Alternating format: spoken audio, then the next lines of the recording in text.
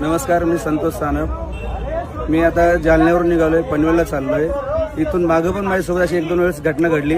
आजची ताजी घटना आहे बघा, लाईव्ह घटना आहे. हे खिळे बघा, हे समृद्धी हवे.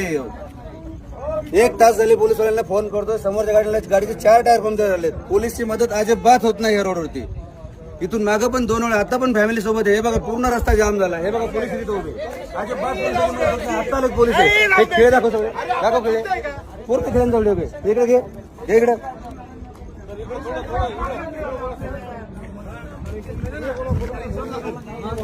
भाऊ, इथून मागून माझ्यासोबत अशा घटना 2 वेळा झाल्यात.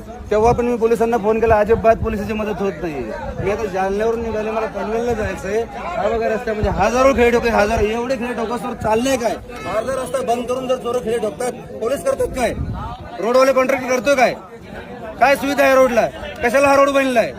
हा समृद्धी एका लोकांचा जीव घ्या रोड बनलाय, तेच समजत नाही. व्हिडिओ व्हायरल करा हे आणि हे दाखवा ह्या पोलिसवाल्यांना. अजिबात पोलिसची मदत होत नाही ह्या रोडला.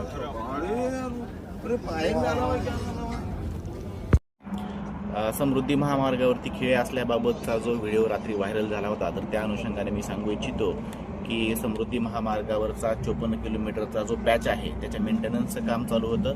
आणि ज्या ठिकाणी हा प्रकार घडलेला आहे, तर त्या ठिकाणी मेंटेनन्सचं काम चालू असताना, म्हणजे जवळपास मागच्या 8 दिवसापासून हे काम चालू आहे. लेन नंबर 1 वरती काम चालू आहे. लेन नंबर 2 आणि 3 ह्या सुरू होत्या. लेन नंबर 1चं काम चालू असताना त्याला प्रॉपर व्यवस्थित बॅरिकेटिंग सुद्धा केलेलं होतं. आणि हे काम करत असताना जे इंजेक्टेबल नोझल्स असतात, तर ते त्याच्यामध्ये बसून त्याच्यामध्ये केमिकल सोडलं जातं, जेणेकरून ब्रिजची स्ट्रेंथनिंग होते.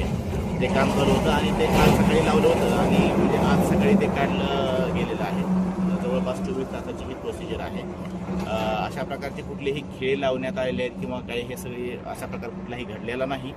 आणि ज्यावेळेस रात्री बॅरिकेड्स त्या ठिकाणी लावले होते, कुठल्या तरी एका अज्ञात व्हेकलनं ते बॅरिकेड्स तोडले गेलेले आहेत. त्यामुळे जे 2-3 व्हेकल्स आले ते पंक्चर झालेले आहेत.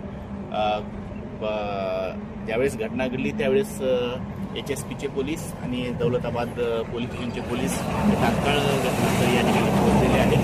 मी सर्व नागरिकांना आवाहन करू इच्छितो की कुठल्याही अफवांवरती विश्वास ठेवू नये. प्रशासन पूर्णरित्या दक्ष आहे. जे यापुढेही जे काही मेंटेनन्सचे कामं केले जातील, त्या प्रत्येक वेळेस प्रॉपर बॅरिकेटिंग, रिफ्लेक्टर्स लावून कामं केले जातील, याची आम्ही पूर्ण दक्षता घेत आहोत.